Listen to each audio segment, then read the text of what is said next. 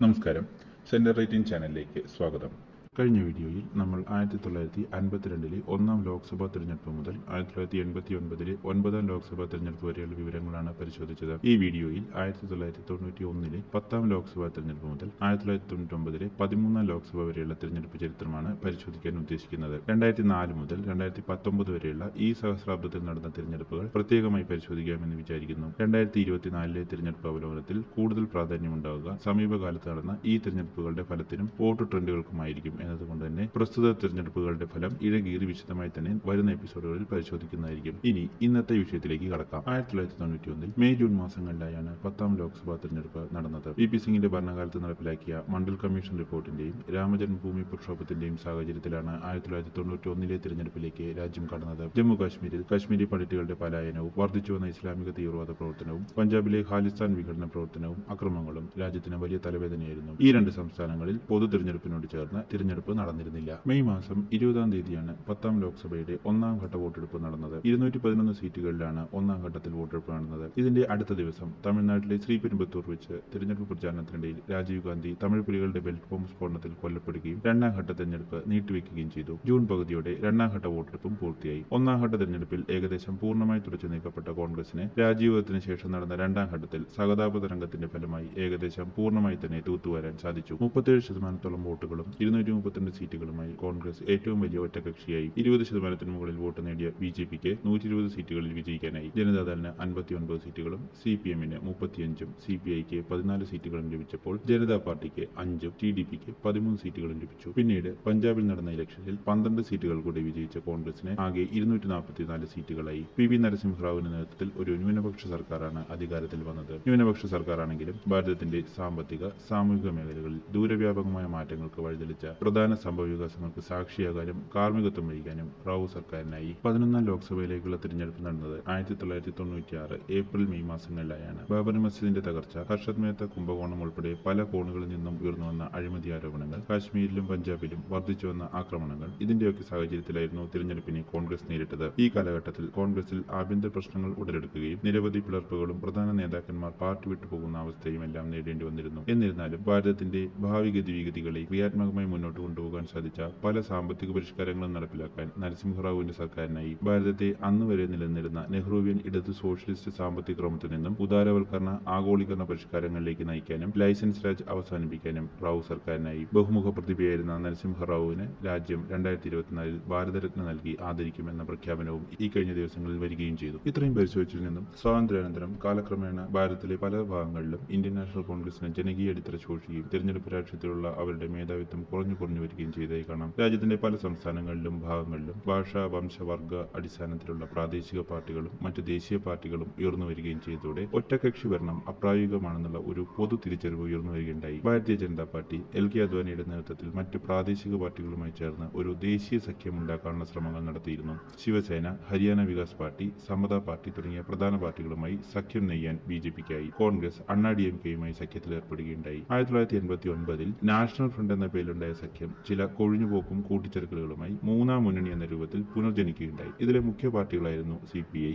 CPM, Janata Dal, Telugu Desam തുടങ്ങിയവർ. മൂന്നാം മുന്നണി വിപുലീകരിക്കാൻ പല ശ്രമങ്ങൾ ഉണ്ടായെങ്കിലും ആകെ സമാജ്വാദി പാർട്ടിയെ മാത്രമാണ് അവർക്ക് കൂടെ കൂട്ടാനായത്. എങ്കിലും ഭൂരിഭാഗം പ്രധാന പ്രാദേശിക പാർട്ടികളും ഈ മൂന്ന് ചേരിയിലും പെടാതെ വേറിട്ടാണ് മത്സരിച്ചത്. ബി.ജെ.പി നവ ഉദാരീകരണ നയങ്ങളിലൂന്നിയ സാമ്പത്തിക ക്രമം മുൻപോട്ട് വയ്ക്കുകയും സർക്കാർ ഇടപെടലുകൾ കുറയ്ക്കുക, കൂടുതൽ സ്വകാര്യ മൂലധനത്തെ പ്രോത്സാഹിപ്പിക്കുക എന്നീ നിലപാടുകൾ മുൻപോട്ട് വെച്ചാണ് തിരഞ്ഞെടുപ്പ് പ്രചാരണത്തിന് ഇറങ്ങിയത്. ഏകീകൃത സിവിൽ കോഡ്, ഭരണഘടനയുടെ 370ാം വകുപ്പ് റദ്ദാക്കുക, ഗോവധ നിരോധനം, അയോധ്യയിൽ രാമക്ഷേത്രം നിർമ്മിക്കുക എന്നിവയിലൂന്നിയാണ് ബി.ജെ.പി പ്രചാരണം മുൻപോട്ട് പോയത്. പലവിധ അഴിമതി ആരോപണങ്ങളാൽ വശം കെട്ട കോൺഗ്രസ് കഴിഞ്ഞ സർക്കാരിന്റെ വിദേശ നയങ്ങളിലുണ്ടായ മാറ്റങ്ങളും ഭരണ നേട്ടങ്ങളും തങ്ങൾ നടപ്പാക്കിയ ഉദാരീകരണ നയങ്ങൾ മൂലം രാജ്യത്തിനുണ്ടായ നേട്ടങ്ങളും ഉയർത്തിക്കാട്ടി പ്രചാരണത്തിനിറങ്ങി. ഈ രണ്ട് മുന്നണികളിൽ നിന്നും വ്യത്യസ്തമായി പൊതുമേഖലയ്ക്ക് കൂടുതൽ പ്രാമുഖ്യം നൽകുക എന്ന ആശയത്തിൽ ഊന്നിയ മൂന്നാം മുന്നണി അഥവാ national front Mandal commission report നടപ്പാക്കുക, കൂടുതൽ ജനക്ഷേമ പരിപാടികൾ നടപ്പാക്കുക എന്നീ വാദങ്ങളിൽ ഊന്നി പ്രചാരണം ഭരണം മുൻപോട്ട് കൊണ്ടുപോയി. BJP ആദ്യമായി ഏറ്റവും വലിയ ഒറ്റകക്ഷിയായി മാറിയ ഈ തിരഞ്ഞെടുപ്പിൽ അവർക്ക് 161 സീറ്റുകളിൽ വിജയിക്കാനായി. ഇന്നുവരെയുള്ള തിരഞ്ഞെടുപ്പുകളിൽ നേരിട്ട ഏറ്റവും വലിയ തോൽവി സംഭവിച്ച കോൺഗ്രസിന് 140 സീറ്റുകളിൽ ഒതുങ്ങേണ്ടി വന്നു. ഉത്തർപ്രദേശിൽ നിന്നും ബീഹാറിൽ നിന്നും കോൺഗ്രസ് ഏറെക്കുറെ തുടച്ചു നീക്കപ്പെട്ടു. ഏറ്റവും വലിയ ഒറ്റകക്ഷിയായ BJPയുടെ നേതാവായ അടൽ ബിഹാരി വാജ്പേയിയെ അന്നത്തെ രാഷ്ട്രപതിയായിരുന്ന ശങ്കർ ദയാൽ ശർമ്മ സർക്കാർ ഉണ്ടാക്കാൻ ക്ഷണിച്ചു. മെയ് മാസം 15-ാം തീയതി അടൽ ബിഹാരി വാജ്പേയി സത്യപ്രതിജ്ഞ ചെയ്ത് അധികാരത്തിലേറി. എന്നാൽ മറ്റു പാർട്ടികളുടെ പിന്തുണ നേടാനാകില്ല എന്ന് മനസ്സിലാക്കിയ വാജ്പേയി വിശ്വാസപ്രമേയം നേരിടാതെ തന്നെ തന്റെ 13 ദിവസം പ്രായമായ പ്രധാനമന്ത്രി പദം രാജിവെക്കുകയും ചെയ്തു. കോൺഗ്രസ് സർക്കാർ ഉണ്ടാക്കാൻ വിസമ്മതിക്കുകയും ജനതാദൾ നേതാവായിരുന്ന VP സിംഗും പ്രധാനമന്ത്രി പദം നിരസിക്കുകയും ചെയ്തതോടെ നാഷണൽ ഫ്രണ്ട് CPM നേതാവും പശ്ചിമബംഗാൾ മുഖ്യമന്ത്രിയുമായിരുന്ന ജ്യോതി ബസുവിനെ പ്രധാനമന്ത്രിയാക്കാനുള്ള നീക്കം നടത്തി. എന്നാൽ പിന്നീട് ചരിത്രപരമായ വിഡ്ഢിത്തം എന്ന് ജ്യോതി ബസു തന്നെ വിശേഷിപ്പിച്ച ഒരു നിലപാടാണ് CPM പോളിറ്റ് ബ്യൂറോ എടുത്തത്. അവർ ഈ ഒരു നിർദ്ദേശത്തെ തള്ളിപ്പറയുകയും ജ്യോതി ബസു ജനതാദൾ നേതാവും കർണാടക മുഖ്യമന്ത്രിയായ ദേവഗൌഡയെ നിർദ്ദേശിക്കുകയും ചെയ്തു. അങ്ങനെ ജനതാദളിന്റെ നേതൃത്വത്തിൽ ഐക്യമുന്നണി സർക്കാർ രൂപീകരിക്കുകയും കോൺഗ്രസ് പുറത്തുനിന്ന് പിന്തുണ നൽകുകയും ചെയ്തു. എന്നാൽ 1997-ൽ കോൺഗ്രസ് പിന്തുണ പിൻവലിച്ചതോടെ ദേവഗൌഡ രാജിവെക്കുകയും IK ഗുജ്റാൾ പ്രധാനമന്ത്രിയെ സത്യപ്രതിജ്ഞ ചെയ്ത് അധികാരത്തിൽ കയറുകയും ചെയ്തു. ഒരു വർഷം തികയുന്നതിന് മുൻപ് തന്നെ കോൺഗ്രസ് IK ഗുജ്റാൾ സർക്കാരിനും പിന്തുണ പിൻവലിച്ചു. രാജീവ് പറ്റി അന്വേഷിച്ചിരുന്ന ജെയിൻ കമ്മീഷന്റെ ഇടക്കാല റിപ്പോർട്ടിൽ രാജീവ് ഗാന്ധിയുടെ വധത്തിൽ DMK നേതാവായിരുന്ന കരുണാനിധി പിന്തുണ കൊടുത്തു എന്ന കണ്ടെത്തലുണ്ടായിരുന്നു. ഇതിന്റെ പേരിൽ DMKയെ ഐക്യമുന്നണി സർക്കാരിൽ നിന്നും പുറത്താക്കണമെന്ന ആവശ്യമായിരുന്നു കോൺഗ്രസിന്റെ പിന്തുണ പിൻവലിക്കലിൽ കലാശിച്ചത്. അങ്ങനെ 1997 അവസാനത്തോടെ കാലാവധി തികയുന്നതിന് മുൻപ് തന്നെ 11-ാം ലോക്സഭ പിരിച്ചുവിടുകയും രാജ്യം 12-ാം ലോക്സഭാ തെരഞ്ഞെടുപ്പിലേക്ക് കടക്കുകയും ചെയ്തു. 1998 ഫെബ്രുവരി മാസത്തിൽ 12-ാം ലോക്സഭയിലേക്കുള്ള തിരഞ്ഞെടുപ്പ് നടന്നു. തിരഞ്ഞെടുപ്പിൽ BJP നേതൃത്വത്തിൽ ദേശീയ ജനാധിപത്യ സഖ്യം അഥവാ നാഷണൽ ഡെമോക്രാറ്റിക് അലയൻസ് NDA എന്ന പേരിൽ തിരഞ്ഞെടുപ്പ് സഖ്യം രൂപീകരിക്കുകയും ചെയ്തു. ഹിന്ദി ഹൃദയഭൂമിയിൽ ശക്തമായ വേരോട്ടമുണ്ടായിരുന്ന BJP തങ്ങൾക്ക് സ്വാധീനം കുറവായിരുന്ന ദക്ഷിണേന്ത്യയിലും ഭാരതത്തിന്റെ കിഴക്കൻ തീരദേശ സംസ്ഥാനങ്ങളിലും സഖ്യങ്ങൾ ഉണ്ടാക്കാൻ ശ്രദ്ധിച്ചു. ഒഡീഷയിൽ ബിജു ജനതാദളുമായി സഖ്യത്തിലേർപ്പെട്ട BJPക്ക് പശ്ചിമ ബംഗാളിൽ മമതാ ബാനർജിയുടെ തൃണമൂൽ കോൺഗ്രസിനെ കൂടെ കൂട്ടാൻ സാധിച്ചു. ദക്ഷിണ ഭാരതത്തിൽ തമിഴ്നാട്ടിൽ അണ്ണാ DMKയുമായും മറ്റു ചെറിയ ദ്രാവിഡ പാർട്ടികളുമായും ധാരണയുണ്ടാക്കാനും BJPക്ക് സാധിച്ചു. പഞ്ചാബിൽ അകാലിദളുമായും ബീഹാറിൽ സമതാ പാർട്ടിയും മഹാരാഷ്ട്രയിൽ ശിവസേനയുമായും ഹരിയാനയിൽ ഹരിയാന വികാസ് പാർട്ടിയുമായും നേരത്തെ തന്നെ BJP സീറ്റ് ധാരണയിലെത്തിയിരുന്നു. തിരഞ്ഞെടുപ്പ് ഫലം പുറത്തുവന്നപ്പോൾ BJPക്ക് 182 സീറ്റുകൾ ജയിക്കാനായി. NDA സഖ്യത്തിന് ആകെ 250 സീറ്റുകളിലധികം ലഭിക്കുകയും ചെയ്തു. തെലുഗുദേശം പാർട്ടിയുടെ പുറത്തുനിന്നുള്ള പിന്തുണ കൂടിയായതോടെ 272 MPമാരുടെ പിന്തുണയിൽ 24ഓളം പാർട്ടികളുമായി വാജ്പേയി രണ്ടാമത് സത്യപ്രതിജ്ഞ ചെയ്ത് അധികാരത്തിലേറി. കോൺഗ്രസിന്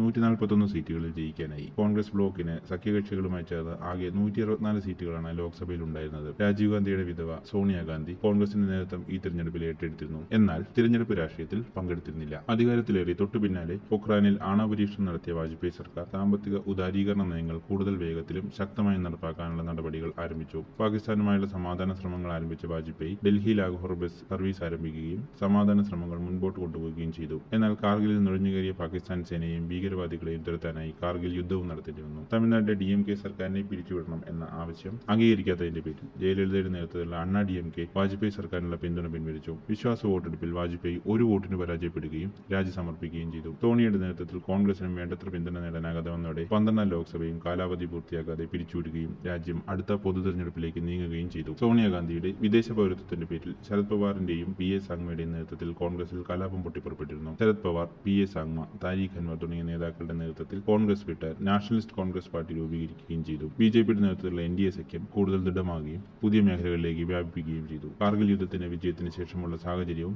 കഴിഞ്ഞ സർക്കാരിന്റെ കാലത്ത് നടപ്പാക്കിയ സാമ്പത്തിക പരിഷ്കാരത്തിന്റെയും പേരിൽ തിരഞ്ഞെടുപ്പിനെ നേരിടാൻ NDA സഖ്യത്തിനായി. വീണ്ടും 182 സീറ്റുകളിൽ ജയിച്ച BJP ഏറ്റവും വലിയ ഒറ്റകക്ഷി പദവി നിലനിർത്തുകയും ദേശീയ ജനാധിപത്യ സഖ്യം 269 സീറ്റുകൾ നേടുകയും 29 സീറ്റുകളിൽ വിജയിച്ച തെലുഗുദേശം പാർട്ടി സഖ്യത്തോടൊപ്പം നിൽക്കുകയും ചെയ്തതോടെ വാജ്പേയി മൂന്നാമതും സത്യപ്രതിജ്ഞ ചെയ്ത് അധികാരത്തിൽ കയറി. കോൺഗ്രസിന്റെ സീറ്റ് നില വീണ്ടും താഴോട്ട് പോവുകയും 114 സീറ്റുകളിൽ ഒതുങ്ങുകയും ചെയ്തു. CPMന് 33 സീറ്റുകളും ലഭിച്ചു. വ്യക്തമായ ഭൂരിപക്ഷം ലഭിച്ച ദേശീയ ജനാധിപത്യ സഖ്യത്തിന് ഉദാരീകരണ നയങ്ങളിൽ മുൻപോട്ട് പോകാനും പൊതുമേഖലാ സ്ഥാപനങ്ങളുടെ സ്വകാര്യവൽക്കരണം ഉൾപ്പെടെയുള്ള നയങ്ങൾ നടപ്പാക്കാനും സാധിച്ചു. വാജ്പേയി സർക്കാർ ഭാരതത്തിന്റെ അടിസ്ഥാന സൗകര്യ വികസനത്തിൽ ശ്രദ്ധ ഊന്നുകയും സുവർണ്ണ ചതുഷ്കോണ പദ്ധതി ഉൾപ്പെടെ ദേശീയപാത വികസനത്തിൽ മുൻപോട്ട് പോകാനും സാധിച്ചു. 2003 ഡിസംബറിൽ ഹിന്ദി ഹൃദയഭൂമിയിലെ പ്രധാന സംസ്ഥാനങ്ങളിൽ നടന്ന തിരഞ്ഞെടുപ്പിൽ വിജയിച്ചതിന്റെ പശ്ചാത്തലത്തിൽ വാജ്പേയി കാലാവധി പൂർത്തിയാകാൻ 6 മാസത്തോളം ബാക്കി നൽകി സർക്കാർ പിരിച്ചുവിട്ട് തിരഞ്ഞെടുപ്പിനെ നേരിടാൻ തീരുമാനിച്ചു. അങ്ങനെ 2004-ൽ ഭാരതത്തിന്റെ പാർലമെന്റിലേക്കുള്ള 14-ാം ലോക്സഭാ തിരഞ്ഞെടുപ്പ് ഏപ്രിൽ മെയ് മാസങ്ങളിലായി നടന്നു. ആ വിശദാംശങ്ങൾ അടുത്ത വീഡിയോകളിൽ നമുക്ക് പരിശോധിക്കാം. നന്ദി, നമസ്കാരം.